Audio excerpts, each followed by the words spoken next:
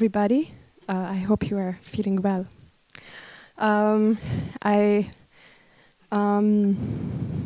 So when I'm watching documentaries, it happens often when I see something very intimate, like an intimate family situation, or like a person in a very tense situation, that I'm like thinking, how did this happen? How a filmmaker could capture these very intense moments? How could they be so close but still be honest and authentic to the camera? So I think this could be for me the entrance question into this conversation, because today we're going to talk to three amazing, talented filmmakers, and we're going to have cinematography of documentary filmmaking in the center of our conversation, visual styles and coherence in documentaries, and we would like to discuss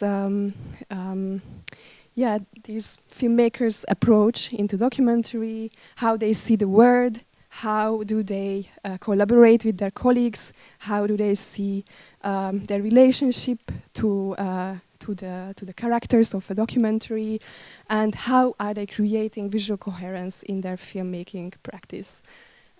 So I would like to introduce them first.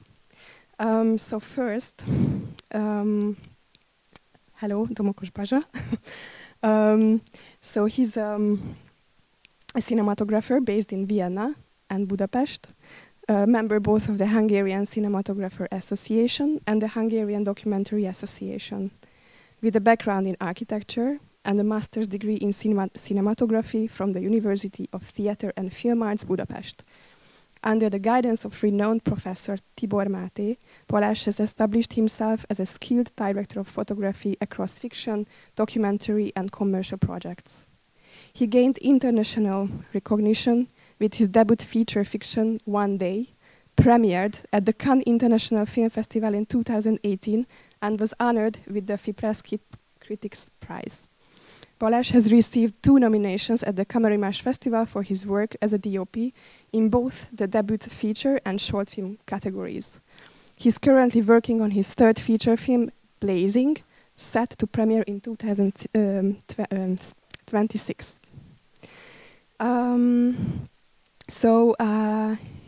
He was one of the,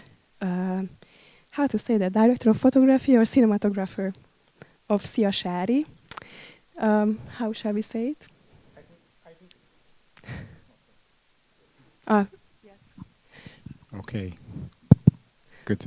I prefer cinematography, Okay. especially in documentaries, because I think director of photography means something different, which is like you're head of a department, or a big crew, and you're just giving orders, which is not the case at all in this kind of filmmaking, what we do in documentaries, I think. So you were one of the cinematographers of Sári. That is a film documentary of Sári Haragonics, and I would like to say a few sentences also about this film, and after we're going to watch the trailer.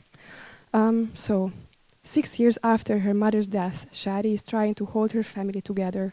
She takes on the role of her active, organized mother by starting to film how she guides the lives of her 3 closest male relatives, each struggling in her eyes with anxiety, loneliness, or self-destructive patterns. As filming progresses, Sári realizes her tendency to want to solve everyone else's problems. Through a personal and intimate lens, the documentary weaves together present-day scenes, family archive footage, voice messages, and dreams to create a sensitive portrait of how the overlapping layers of past and present shape our family relationships.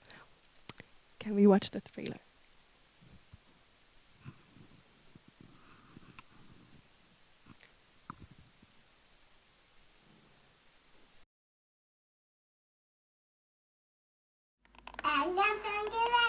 Igen.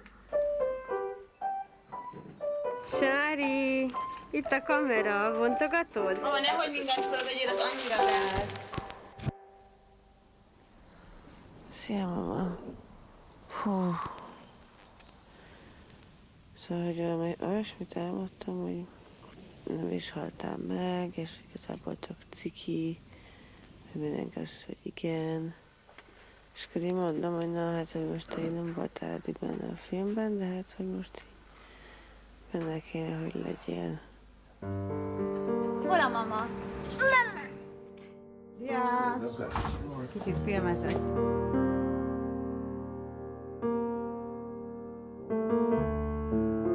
Na, nem kell ezt a drámai csöndet tartani, légy szíves. Én ezt nekem nincs erőm sajnos átnézni. Neked is, kinek legyen ideje, Sári? Hát jó, Tehát máshol kéne ismerkedned. Nem kéne annyit így. Hol vagy most? Mit csinálsz? Bocsánat. Nem akarnak lebaszti, de hogy miért csinálod ezt? Valami legyen hasonló, te kéne adni egy csomót. Hát akkor ez egy ilyen jó kihívás lenne. Veled álmodtam, mama. Bűntudatomban, hogy nem hívlak fel. Kezdjem el fölfele hordani, srácok? Igen, csak ne üvölts. Okay, you can come back for the next round. We will talk about this soon.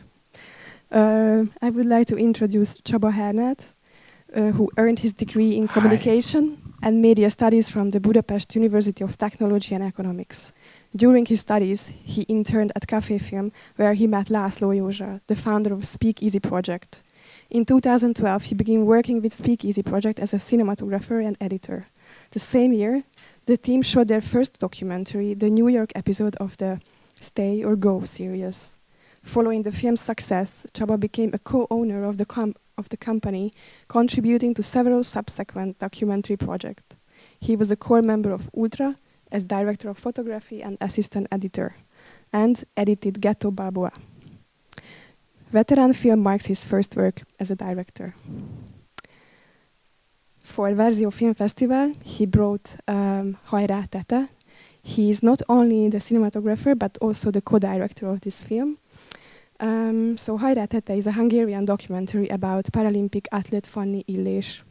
The film follows her as she rebuilds her sports career by embracing new motherhood and defying stereotypes. As a Paralympian and new mother, Fanni challenges preconceived notions, not only reclaiming her place in the elite sports, but also confronting stereotypes surrounding disability, motherhood and strength, all without compromise. Let's watch the trailer. Szerintem az enyémékben arra gondoltam, hogy hát ne vegyenek észre rohadtul, mert kinyírnak, ha megtudják, hogy nincs lábam. Jól el tudtam bújni, ja. Ha már lábam nincs, legalább szerencsém legyen, nem? Én a napot nézem. Nem a napot. Itt a szép óceán, Jó. Ez nem kerekesszékes tagolóhely. Nem tudom, hogy 10 nőből azt mondják neki, hogy nem egészséges a babája. Hányan mondanák azt, hogy akkor is megtartják? Nem igazságos választani a gyerekünk és a versenyzés között. És én vagyok az annak, hogy annyit szeretnénk, hogy itt legyen, és egyszerűen nem megy. Kisfiú, azt se tudja, mi van, de csak mondja, hogy hajrá.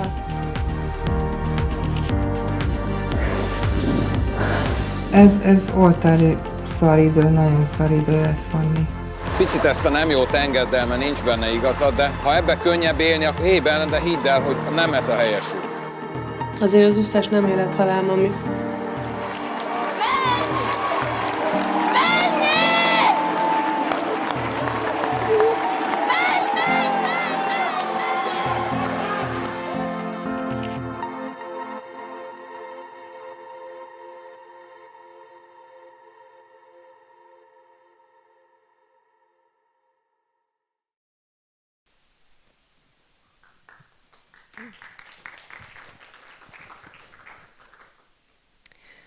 And our third guest, Márton Vízkelety, the director and the cinematographer of My Chemical Information System. So, Márton is an award-winning documentary filmmaker who graduated from the University of Theatre and Film Arts in Budapest with a degree in cinematography. He has worked as director of photography on several acclaimed documentaries, including Keep Quiet, that has been shown in Tribeca, CPH Docs, Astra Film Festival, and others.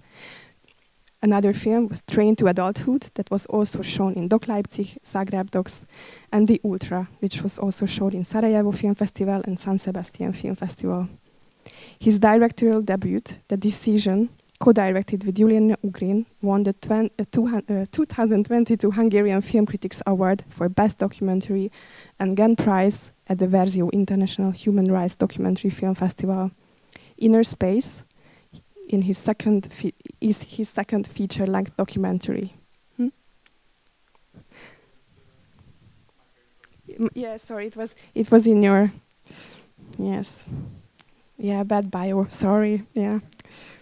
So, the second title is much better. So, what is life? A chemical information system, says Hungarian-born scientist Gyula Dékány, whose conviction has led him to groundbreaking discoveries. For more than 2 decades, he has divided his life between Europe and Australia, dedicating himself to scientific breakthroughs while living 16,000 kilometers away from his family. As he works on developing compounds that may one day help cure Parkinson's and Alzheimer's disease, he faces a new challenge, finding balance between his pursuit of scientific innovation and his longing for home. Is life truly just a chemical information system, or is there something deeper? Let's watch the trailer. I have been working usually in dark offices.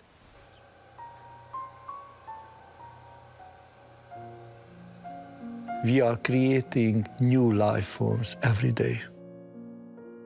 So in Copenhagen, we created a groundbreaking technology which turned into multi-billion-dollar industry. I started these investigations for Parkinson's and Alzheimer's, handling cognitive dysfunctions, because we can make that compound. No one in the world did it before. I hope that you will never understand Alzheimer. I'm sorry. So when someone loses his or her personality, that's a disaster.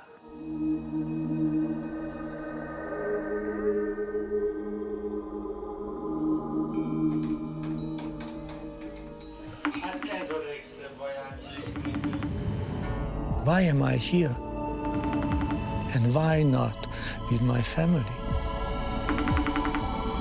What else do I want to achieve? I mean, success comes with a lot of sacrifices, and I guess his relationship with me was somehow a sacrifice.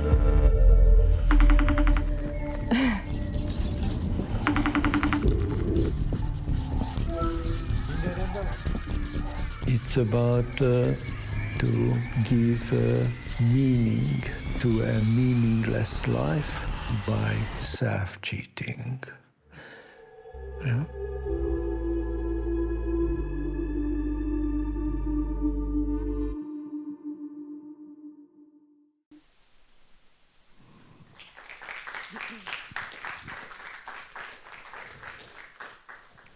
Even if I've seen once the films, I get really excited just to see the trailers and hear them. They are amazing, and it's a very specific role to be a filmmaker of documentary films. And I think I would be really curious to hear how you entered into this realm. How did you, where did you come from to make documentaries?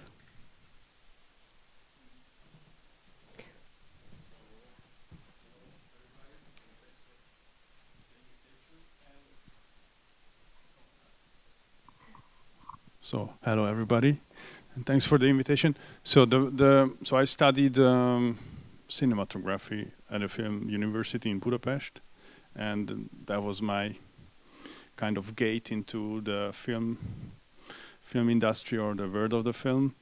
And yeah, and I started working on different kind of productions, like documentaries, also on fiction films, and then the way I became, I would call it a documentary filmmaker, is happened at the moment when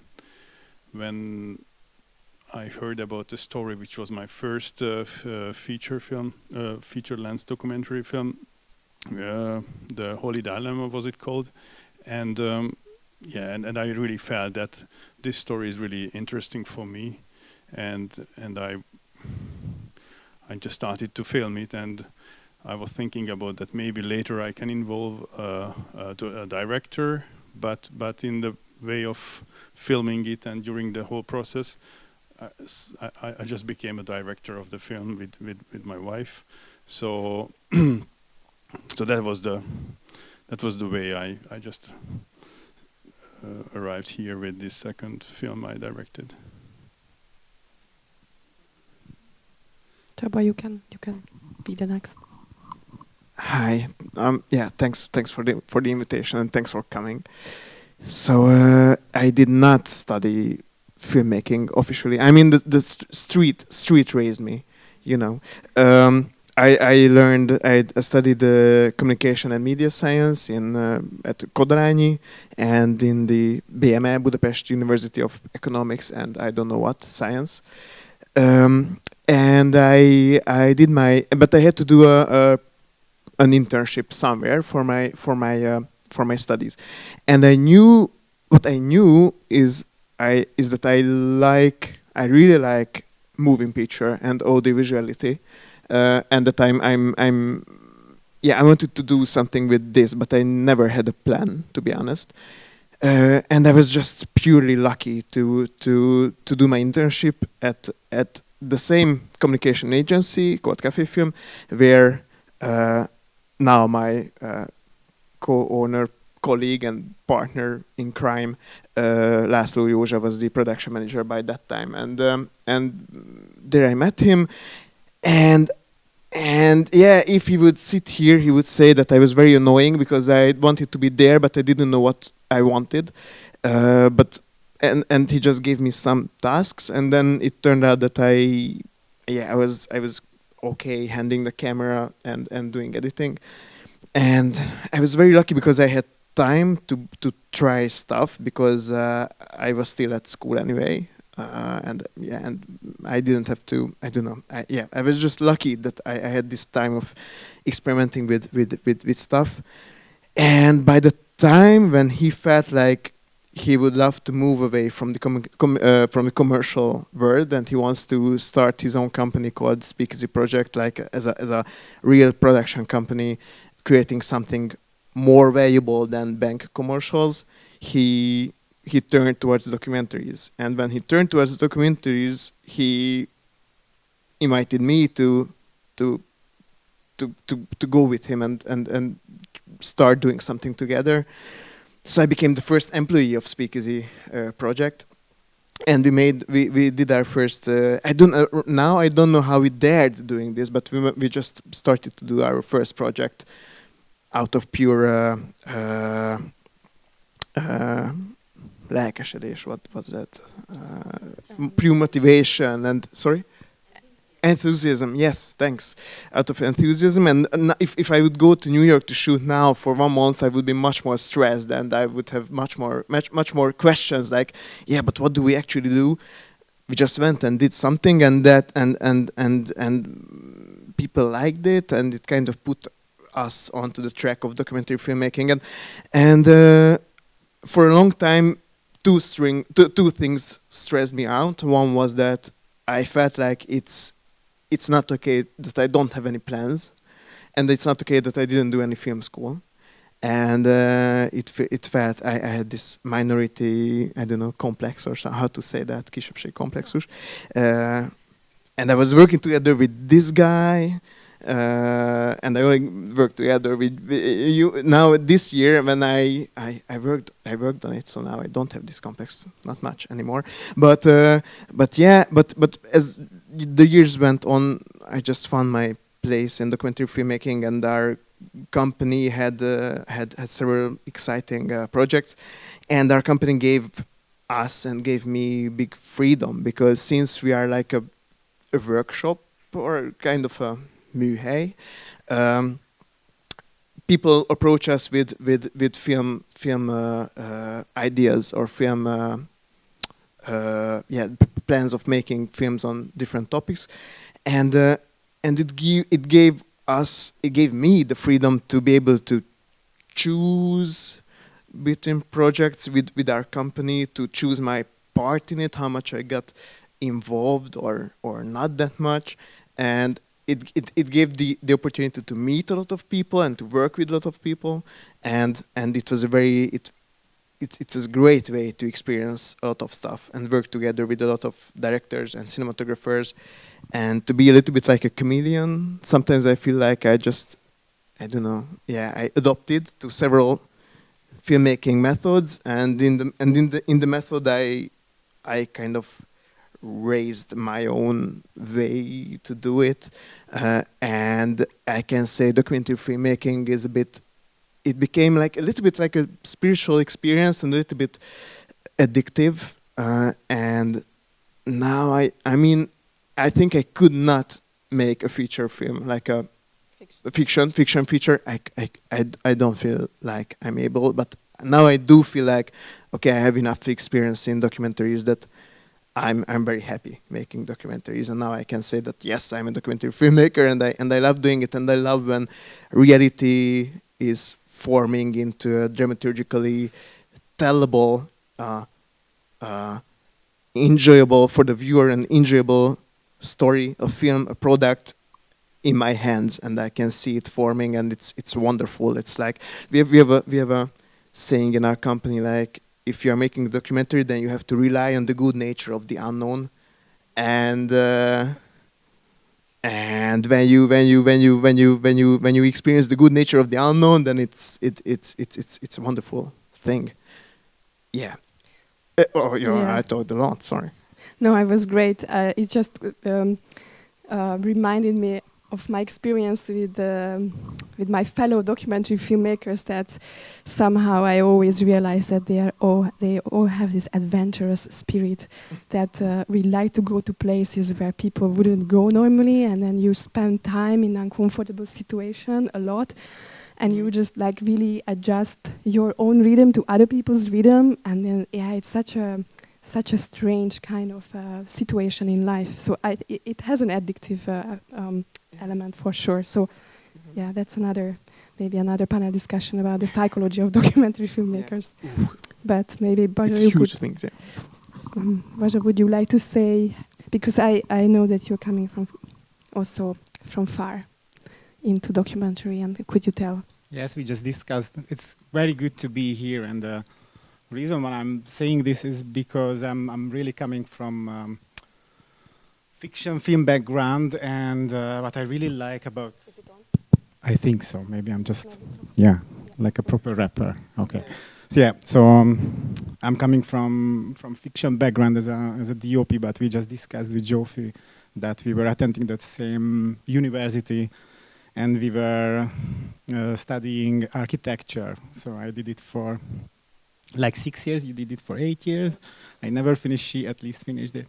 But later I attended to the film university, and that time it wasn't okay. I just wanted to be a cinematographer, not like doing fictions or documentaries. But the good thing, and why I'm saying it's really good to be here, because what I can feel till nowadays, that when you are doing fiction, you are just in between a lot of heavyweight superstar boxer, and they just try to kick each other just to kick out as they can. So, but having documentary filmmakers around me just give me a very soothing feeling, and also like there's a really common sense. Like everyone is working in a different method, but kind of on the same goal, and it's it helps a lot to feel good, to make something good. So I'm really actually I started with fictions, and this film was a really long thing with Sári. We started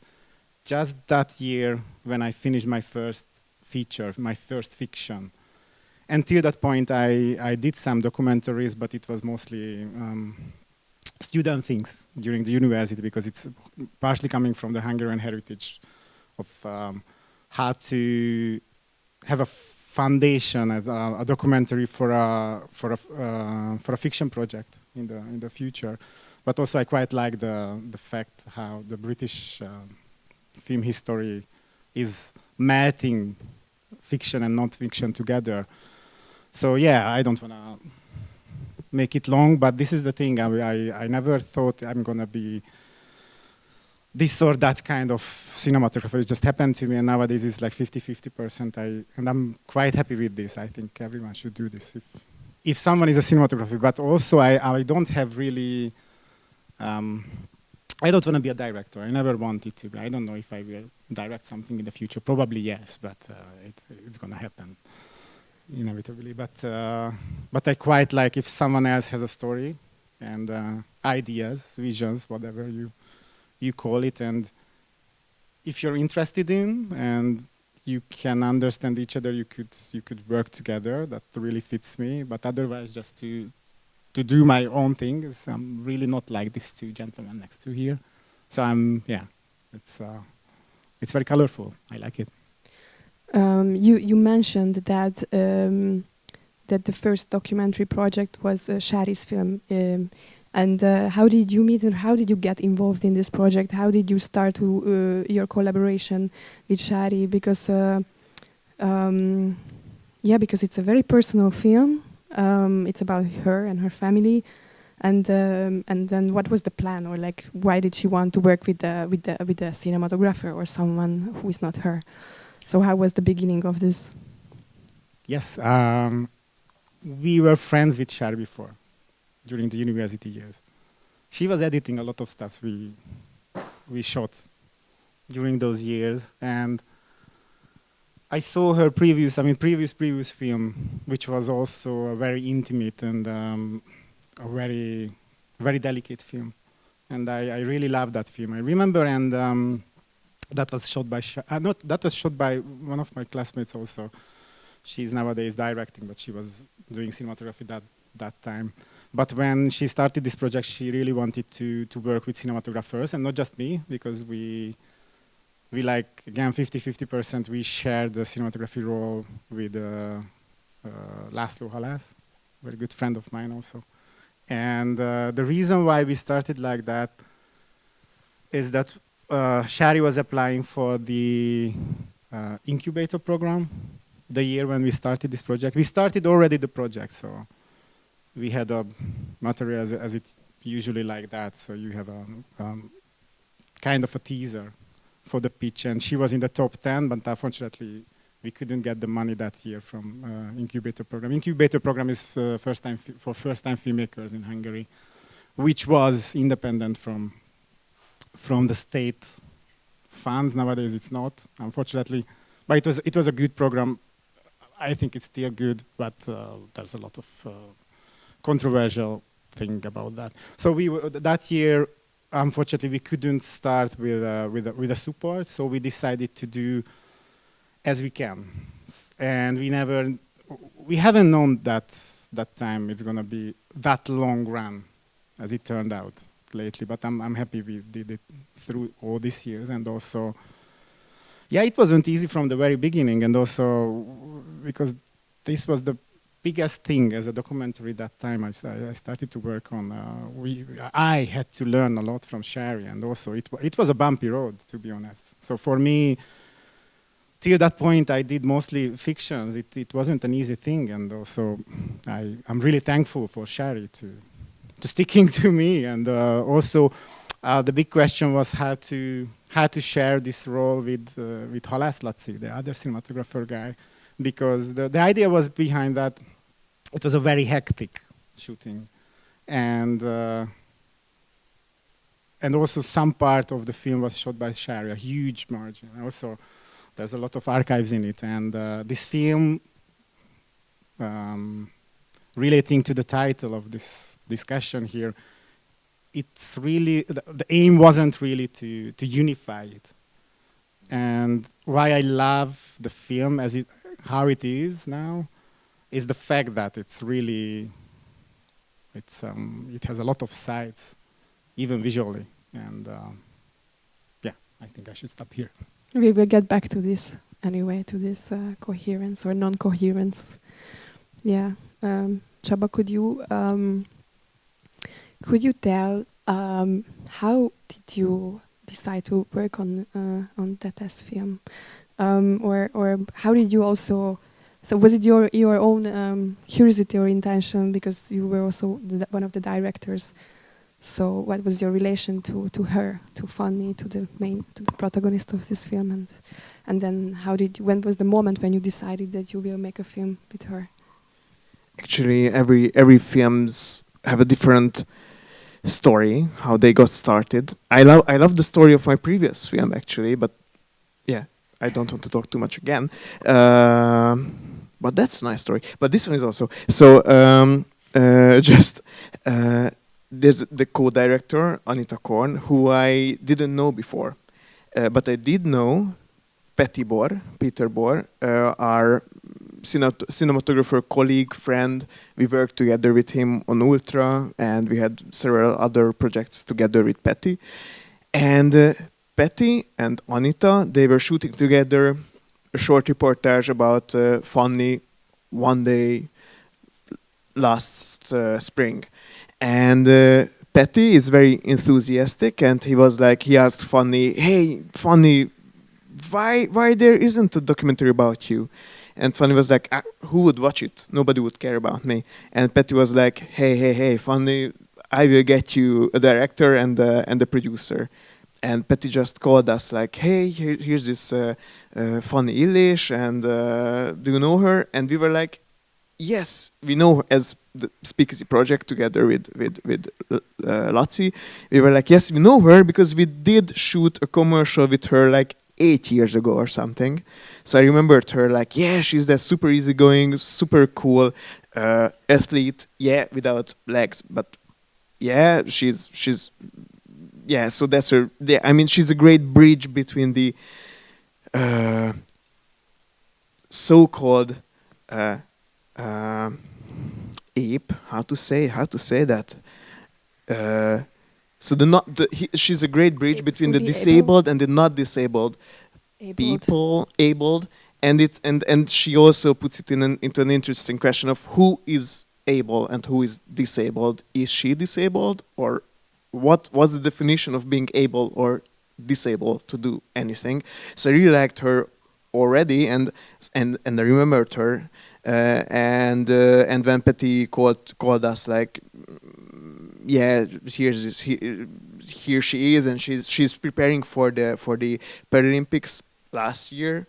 I mean, so that year when the call came, and now she's a mother, and she's just exciting and great because she's trying to be a mother and an elite athlete at the same time, and it's just great. And then we realized like, yeah, we personally liked Fanny. The topic is exciting because an interesting and cool character building a bridge between the abled and disabled, who's a mother who is trying to go back to her career, whatever the career is, but it's a universal social issue actually. So it was like several important social issues which were connected to the great character of Fanny. So it was like, yeah, Petty was knocking on very open doors, if this saying is working in English, I don't know. So the story goes like, Petty told Fanny that I will get a director and a producer for you on a Sunday, and we had a meeting on Wednesday in our office, and I told Fanny like, "Hey Fanny, do you remember me?" And she was like, "No." Anyway, now she remembers. So and they were, for some reason, they were very funny, and her husband was.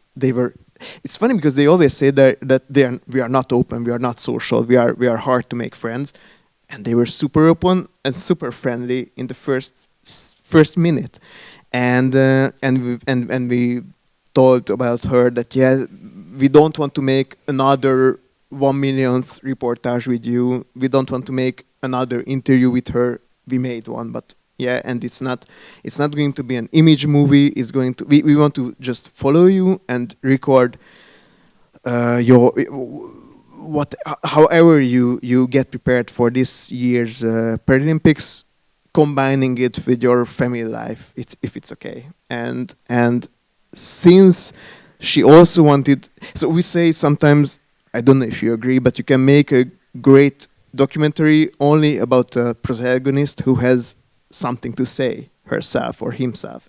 And she definitely had something to say, because she was full of this frustration, showing that yes, I'm able, I'm full, I'm a mother, and I'm swimming, and I'm athleting, and competing, and I'm just really strong, and don't bully me. Because sometimes she got this bullying comments still, like, why did you get pregnant? Your kid will be disabled too, a cripple.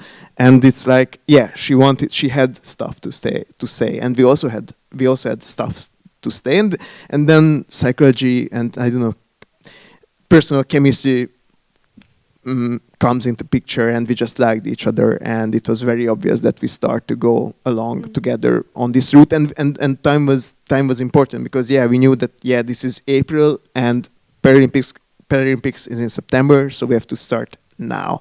And she was let's come to shoot next week.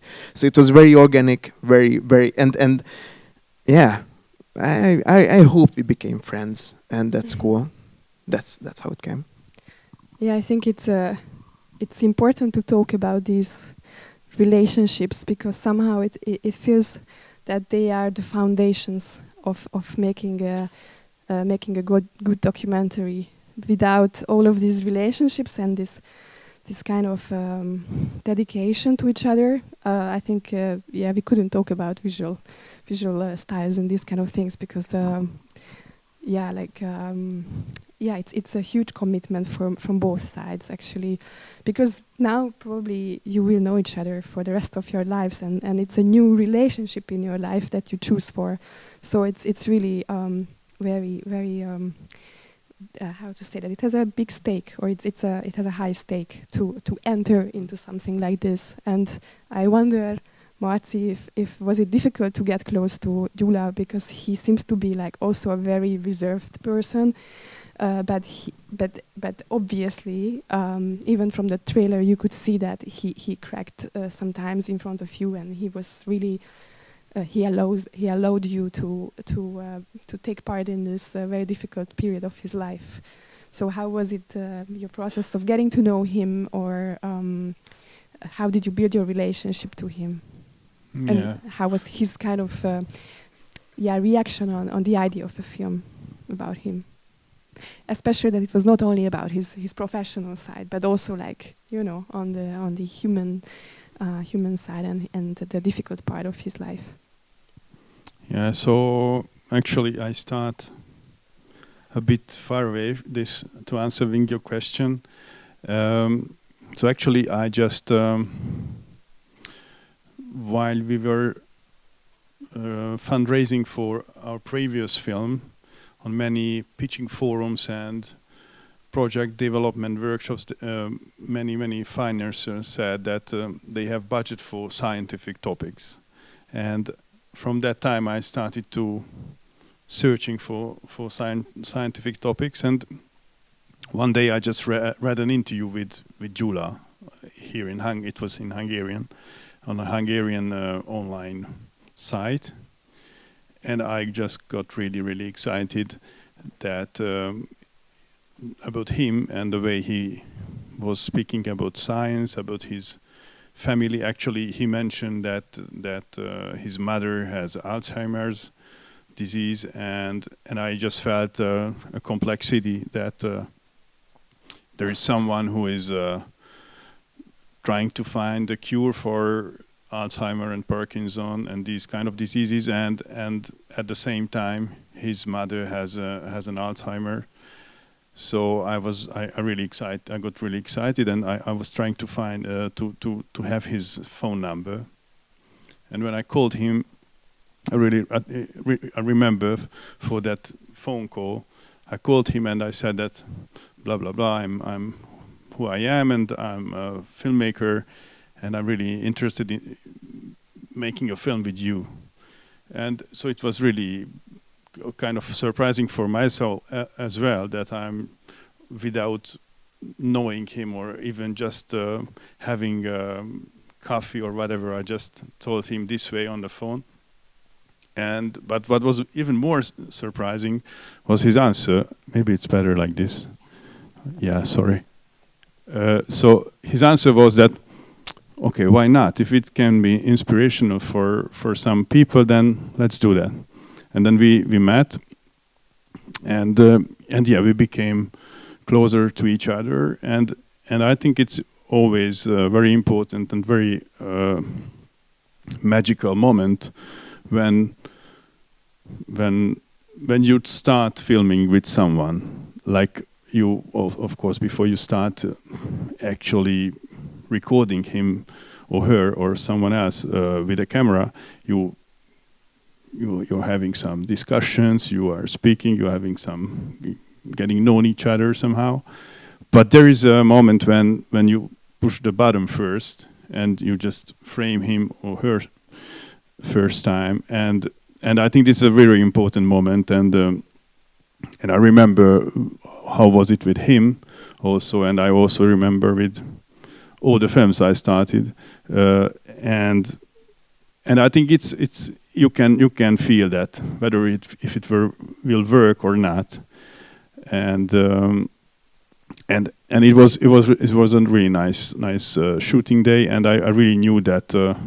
So he was okay with my presence and the presence of the camera, and from that moment we just need to keep on doing it and following. So I followed him, of course, and not he followed me, but so that was the way we got really close to each other, and I just yesterday, so we will have the premiere of the film Saturday evening, and yesterday he's in Australia right now, and I wrote him an email that it's of course we told him that maybe he could come here and would be really nice to have him, and then he said that he cannot come, and I just wrote him that it would be really strange presenting the film and showing the audience the film first time without him, and I offered him that maybe it's a good idea. Maybe if he wants,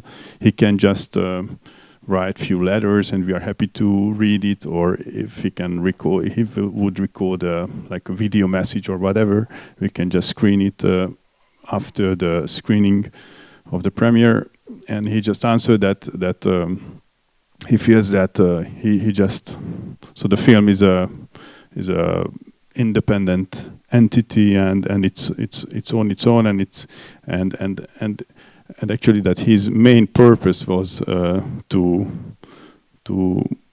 get in contact with us, so just to build a relationship and to show us the life in Australia, because we had a chance to shoot in Australia. So we really became really good friends with him, and I think this and all the approach you mentioned to the films and characters is I think it's most, so of course how we transform all these relations into visuality and frames, it's really important, and this is what we can show to the audience, but the core of it and the starting point is still the connection to the character, and doesn't matter whether we are directors in that or with cinematographers or whatever, but let's focus on being a cinematographer now in this panel, because that's the title of it. And so I think it's that's the starting point, just to have a connection to the story, to the character, and to be able to open, and it has to be multi-sided. So it has to be, the openness has to be on our side as well, and on the other side as well. And what comes to my mind now is that the way I define it in these discussions before the first moment of pushing the red button, is that I always tell the people I will work with that it's not a situation that I'm shooting a film about you, but we are making a film together.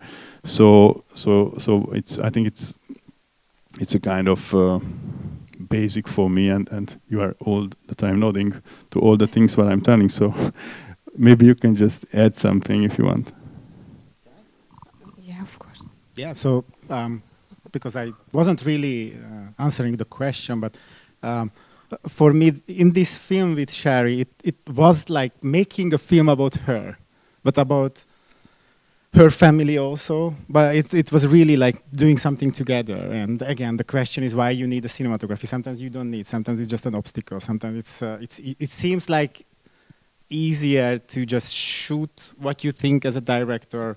It's like, I know I don't have to describe it to someone else. We don't have to be on the same page. So it's always a question why you need someone to interfere. But this is the thing, if you're really into the topic or the story, because we shared a lot of things with Sári, it was out of question, because we lost our relatives at a point in our life when it was very sensible thing for us. And also, this is the thing, we were friends when we started it. It wasn't like a professional relation, rather a friendship which we try to transform into this relation. But this relation is like doing something together and maybe resonate together. And if you can, that's amazing. And if not, that's again, it's not a problem. But you don't have to. Yeah, you have to change or go to another direction. But that's again a big question. What if you shoot your own film? What's interesting in your stories, both of you, is that neither of our stories came from a forced will of I want to make a film about a Paralympic athlete. Who should it be? It's not like this.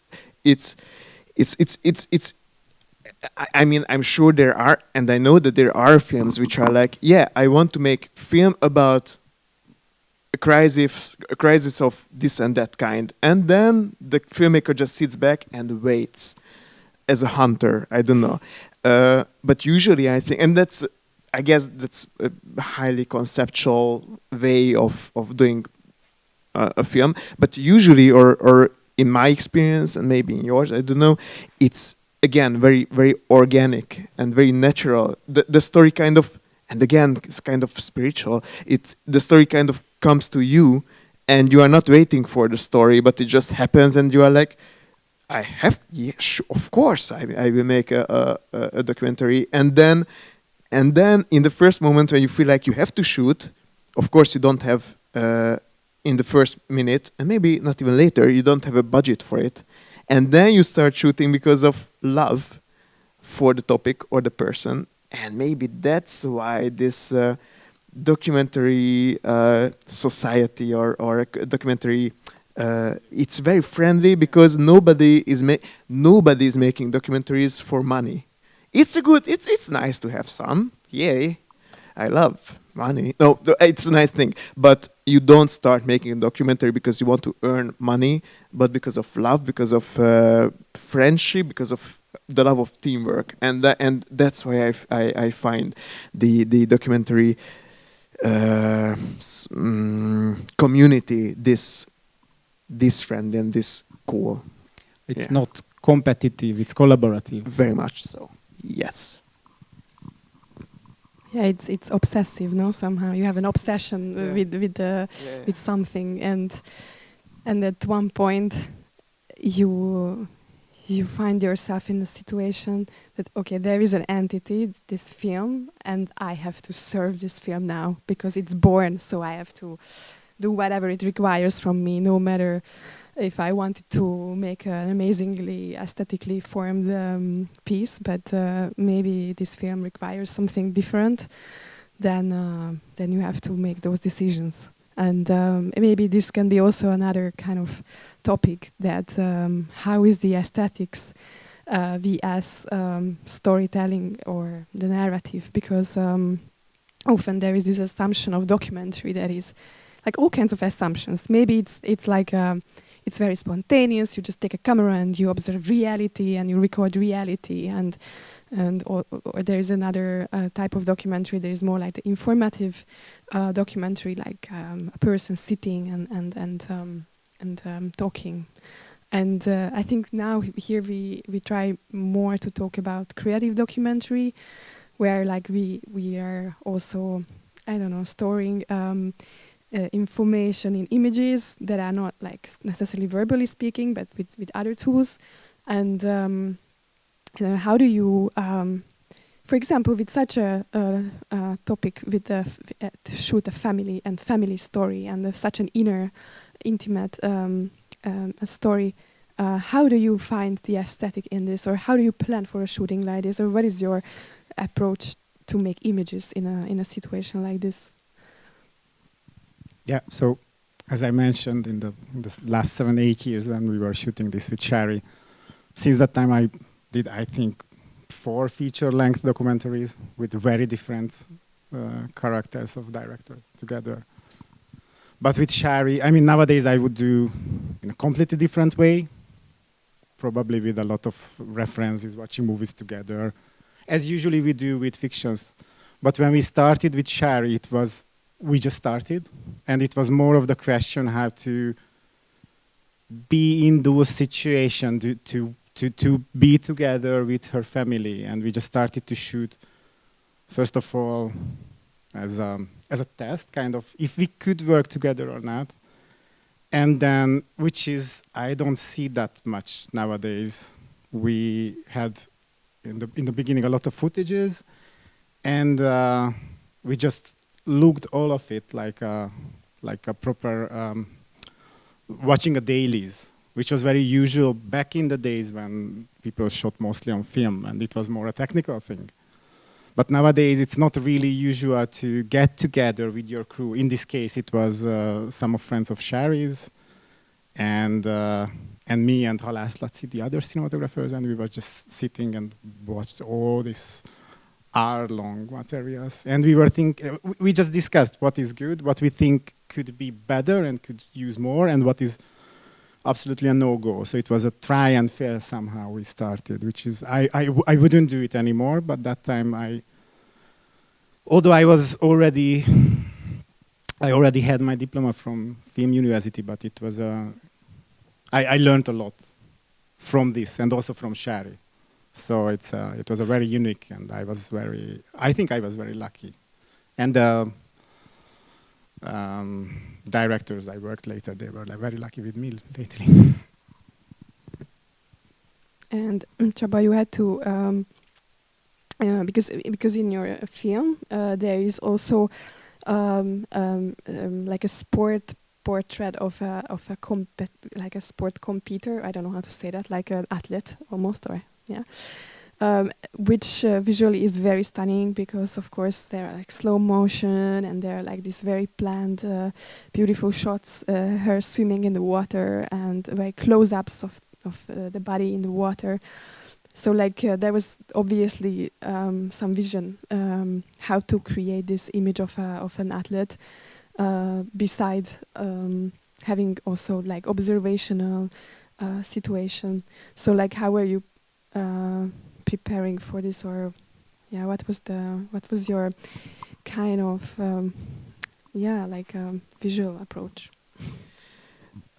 We knew from the very first moment, as I said, that we don't want to make an image film, so we didn't not want to make the usual. I mean, in the end there is slow motion in the film, but we didn't want the usual like nice jumping into the water. Yeah, she doesn't really jump into the water anyway, but because she doesn't have legs. But we wanted to avoid the classic so-called nice shots or shots as if it was taken from a sports event broadcast, but we wanted to go for smaller details, for the bubbles in the water and just her body just crossing the picture, and we wanted to do it a little bit.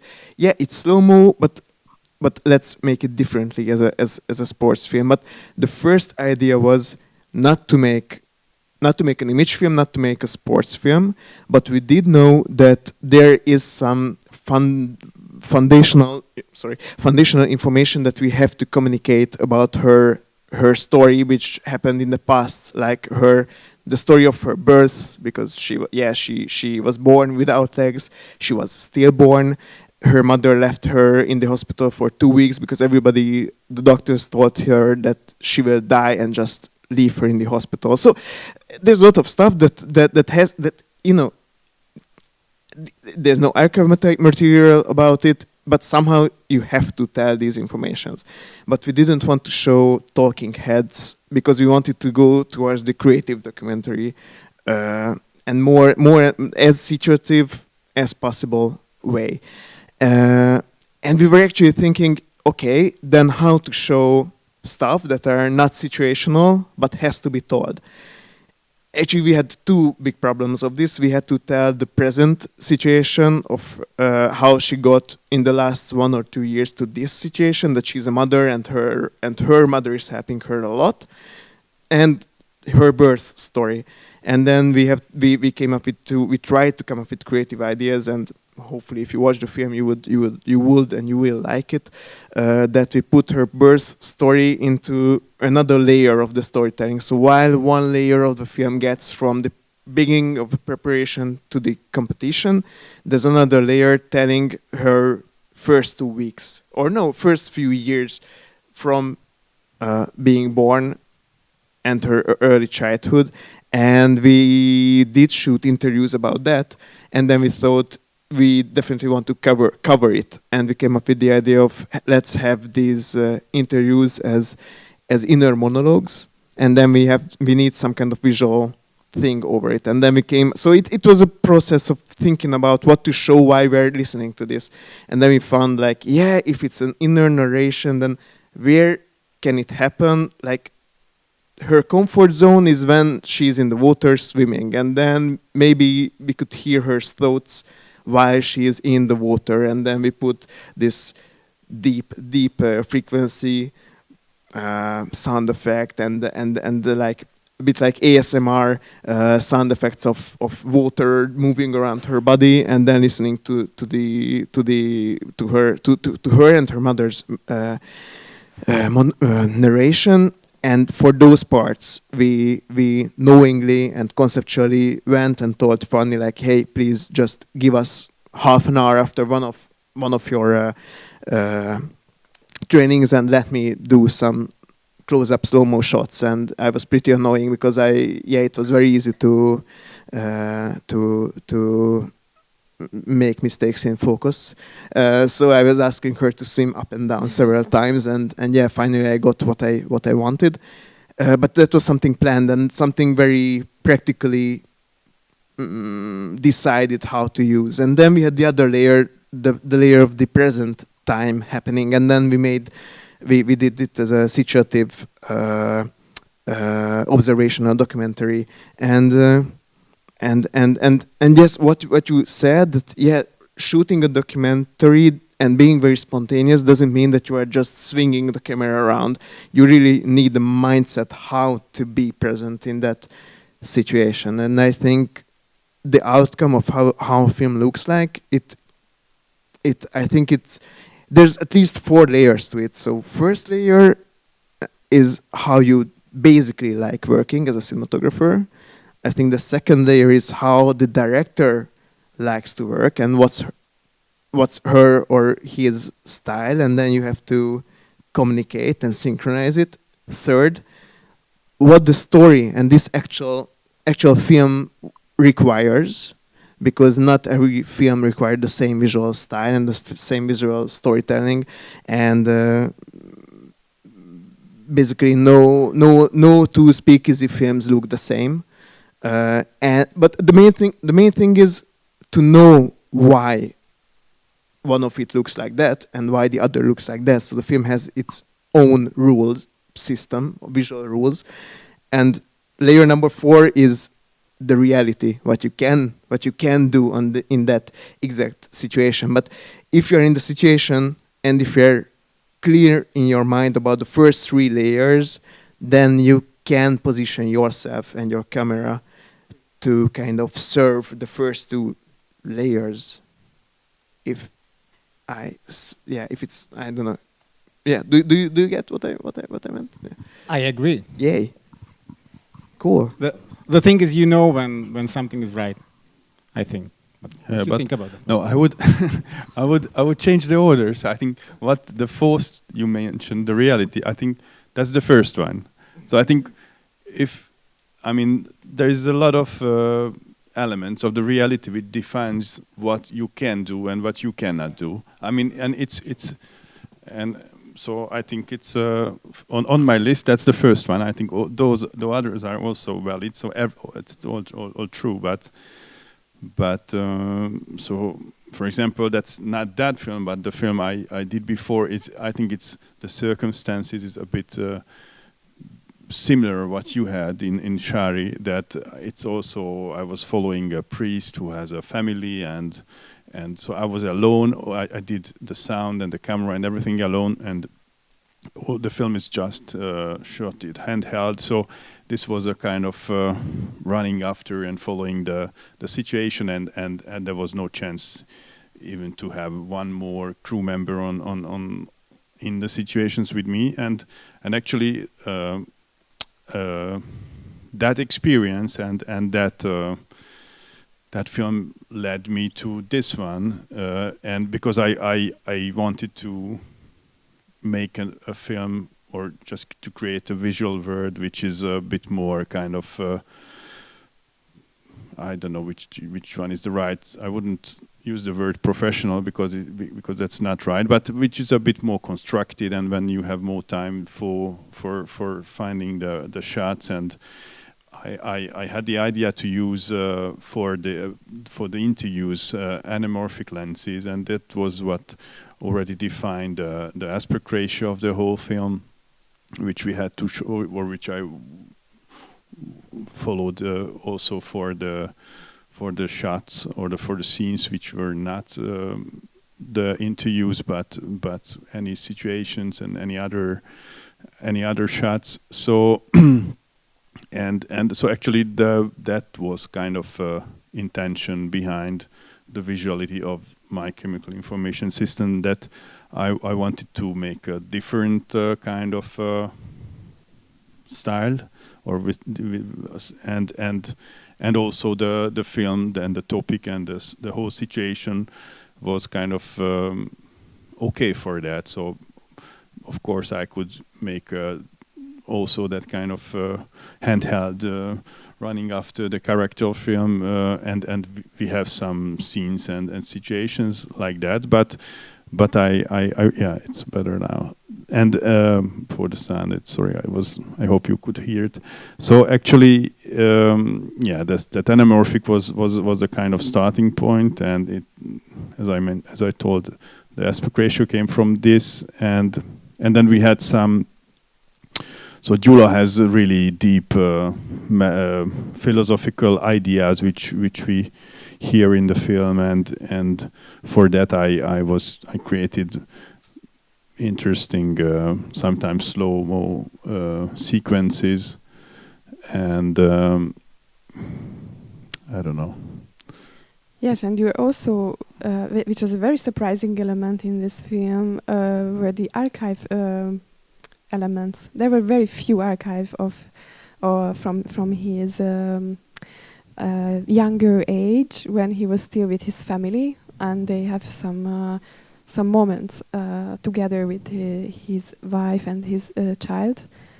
And yeah, how did you find out about this archive, or when were you thinking that this will be important to use, or that that Gyula's personal side will take such a role in the film, because it's really super intimate and very beautiful to see him like almost naked, you know, like a scientist, and then you see him like maybe 30 years ago or something, playing with his child in the room. So it's like also very surprising element to include in the film. Actually, he's such a strange person and such an interesting character that we felt that we need to show him as a person also, and also this, and it's also he speaks about a lot about that lifestyle which he has to live to be able to make his work on a level he wants to do it. And he was talking me or speaking me a lot about this situation that so many scientists has to go far away and in order to have those circumstances to work what they really want to do and to do science. And he also has a definition for those people which is called scientific nomads or scientific immigrants. No, scientific immigrants, yeah. And so we really felt that it's important for the film to show also the distance between his family and himself, and so these archives we just got from his daughter, I guess, and it was just a really nice tool to show what you mentioned, that those things which is not present, but it's important to show what was in the past to understand better his story. Yeah, definitely. I think it was a really precious addition to feel this different texture of his life. And Paczolay, in Sári's film, archive is it has a huge proportion. I don't know, like 30% or something like that. And when did you see this archive, and like was it something that you had to figure out already in the process how to work with the archive and try to find something with the shooting, the way of shooting, or were you thinking about it, or this archive came later, or how was this? When we started to shoot, we not really discussed this question about the archives, but more or less it was obvious to use these. And also the mentioned film, Sári's previous film, was full of archives also. These archives are beautiful, and in a way they just home recordings. And I think that really works in this movie, that there's a distinctive separation between these two kind of imagery. What are the archives and what we did during shooting with Sári. But also the huge part of Sári's life is the obsession of her mother's, just the obsession of recording everything. And somehow she's just doing the same, but on a kind of, whatever does it mean, but on a professional level. So her mother really just wanted probably just collect things, collect materials. And that's a very different state of mind or statement to collect something, to actually later edit it, to have a whole thing which we call a movie. At the end you have on the screen, of course you want to show it to someone else. And Sári's mother probably never wanted, just wanted to, probably unconsciously giving a heritage to Sári and to Zalán, her younger brother. And so somehow Sári just wanted to do the same, but somehow differently. So that's the question: what's your role as a cinematographer? What's your role as a member shooting with someone else to actually thinking about how to make a movie about this? And I think the beauty of this film is a very well achieved thing. I think these things are very very smooth together. it shouldn't be by definition from the scratch. It's not easy to not to have like different clusters in a film or a structure. Yeah, But that's I think that's more editing, and you cannot really separate these things. Unfortunately, I haven't seen the film yet, but as I can imagine, so this way, so incoherence in your film makes it coherent because there's a meaning. Somehow the archive looks like, and I guess, and you didn't want to imitate the archives, you wanted to make, I guess, something very different, and that's how they start to communicate with each other inside the film. So that's how, incoherence brings coherence. For me, it seems like you have to do things with intentions. And when you're doing something, I felt, maybe I'm wrong, but when you're doing something, you could have several bad ways to shoot a movie.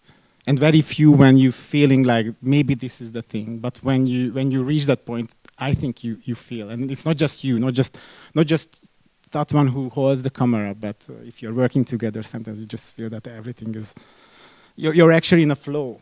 And when you're there, probably you're doing the good thing, and that's gonna be in the movie, and that's gonna shape the style of it. And that's also a wonderful moment when, you have to. So like half of it is like psychology with the protagonist and with the fellow filmmakers, and it's wonderful when you're shooting and something amazing is happening, and you just glance over the camera from the camera to the director, and you know that he or she knows what you know and what this is good for, and the magic happens, and that's great. And long conversations come before it, because then we don't have to communicate during the shooting, but we just have to look at each other and maybe just whisper something into each other's ear. I like it when someone is whispering too much. Yeah, me too. That's very good. And be too close. That's really, I like it. Really, it is. It's you with someone and you feel like you're on a good track, and if not, it's just like, you feel that, I really have to change something, or just, you can stop. You feel that you're not alone.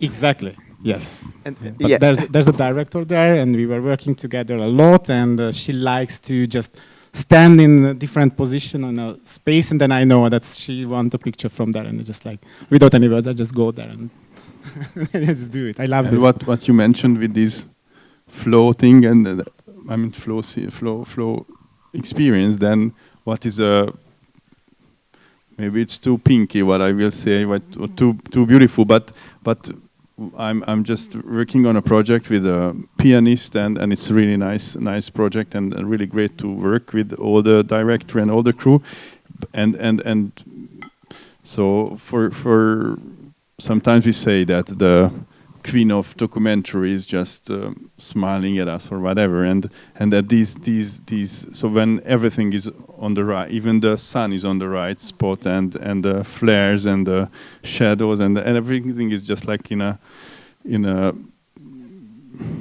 I don't know. So it's like, sorry, it's too nice, but it's really nice to be in it. When something, everything is together, then it's just right. And also I like the fact you both not are really mentioning big, deep technical things, because it's not really about that. No. Till a point you think that it's about the, exposure and the used camera. So, if something is distinctive, like aspect ratio, that's another thing, because you have a tool which is very obvious on the screen, but mostly it's just how you be there, how you behave yourself. Yeah, absolutely. Or that can be also communicate. That can also communicate something. So is it okay to talk about another project, not this one? I think it is no. okay. I'll just tell you that there is maybe 10 more minutes. So maybe in the meantime, while you're telling the story, please think about questions if you have any, and I will ask you in a few minutes. Yeah. But I'm not telling them about the other one, but connect to what Marci is saying, and maybe I don't know. Maybe that's educational. I don't know, but yeah, like when that happens, this moment, this pinky but wonderful moment, that's when it becomes addictive. because you were not planning it as in a feature film, which I haven't made ever. But since you were not planning it, but it happens. It's you know, the best moment. And with the director, if a director doesn't trust you and the person is right standing always next to you and always talking to your ear, that's not good. When sometimes the director is coming to your ear and says just the right information that you need, like, look at her mother. It's usually just one word. Just one word or a very short sentence, and then it's like him. Yeah, and then you immediately understand what the director means, why it's important, and yeah, the director is just reminding you because you were like looking into the camera that way, and maybe something's happening that way, and then you realize, yay. But this can happen from the other side of the room. I hate it. Sometimes it happens when the director is in the other side of the room scrolling the phone. I mean, man, you are not with me. Be with me. Even if you are in the other side of the room, be with me. But because we are doing this together. But even if the person is on the other side of the room and looking at you and the situation, and you look, and you know that he trusts you because he's not standing right in front of you, and he just, or she just nods, or like with his or her eye, like doing this, then you know you're on the same page and everything is just great. Yeah, enough of this pinky thing, but it's wonderful. No, amazing to hear your enthusiasm. It's really touching. Any of you have any questions that you would like to ask? Asia? Yeah.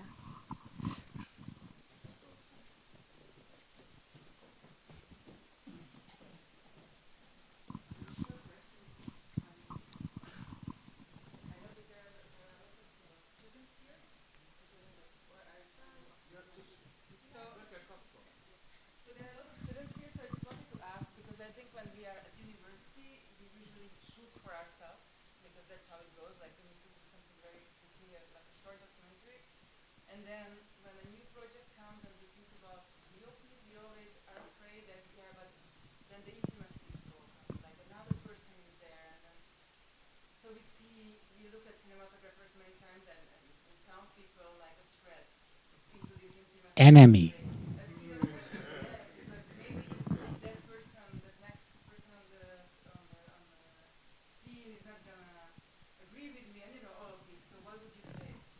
Can I? I think it's bad if a cinematographer has a agenda. Like, this is what I do, what I want to do. If you want to do something, you know, which is just your own, just make photos and make an exhibition. That's it. But I mean, when you're younger and you want to really show what you can do, you know, it's like, I want all the projects and I want to be prospering in the future. Of course, you want to show what you can do. But I think that's a bad attitude. Let's go and make a music video and happy with that, and then try to cool down and go with someone who try to trust you. But yeah, so as an advice, don't afraid of cinematographers. Just speak with them a lot. They are strange, but they are listening. The good ones, at least. Or if they are not listening, talk to the next one. Yeah. But Csaba, you were telling me before something about this, how you were kind of joining a project, actually working with Balázs, and that you had a bit of a strategy, how you can softly arrive into a project. Maybe that's interesting to share. Yeah, I mean, maybe I was just trying I was trying to be maybe a too good student, you know, a Streber. But when Balázs, one of the best experiences this year was the Budapest Open Mic, and thanks a lot. And Balázs is the you don't like the director of photography term, but the leading cinematographer then. And when I was invited to join to join his team, they sent me the last season's some episodes of the last season, and if they didn't send me, I would ask for them. And I mean. Yeah, I did this, but I don't want to say that, yeah, this is the way to do it and this is the cool thing to do it. But what I wanted, what I did to to watch all those. I mean, not all the episodes, but like at least 2 I watched. And this time I was listening, I was checking technical details, which are not that important, but important in the sense of, what kind of lenses did they use? How wide usually the lens was? How many times did you use close-ups? How many times wide angles? How did you move the camera? What was your, what may have been your intention? And I like created a list to myself, like, and I try to associate, like when I will be shooting in this project, I didn't want to think about the previous season, but I wanted to think about the associated stuff that it brings to my mind as a common point, and it brought into my mind the skateboarding videos of the 90s. There was a lot of, so it in a lot of senses you did not follow the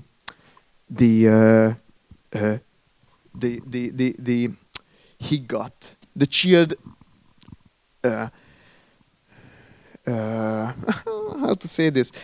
So you were really moving the camera a lot, but because this is about hip hop, it's a hip hop talent documentary show kind of, and you applied this hip hop skateboarding visuals, and I kind of checked it, and then when I watched it after that, we talked on phone for 45 minutes. I think it's more like a behavior, no? More like a behavior, like a mindset. If you have a class with full of different characters and they are just behaving differently, and if you can see that through a movie, what is the behavior behind of that?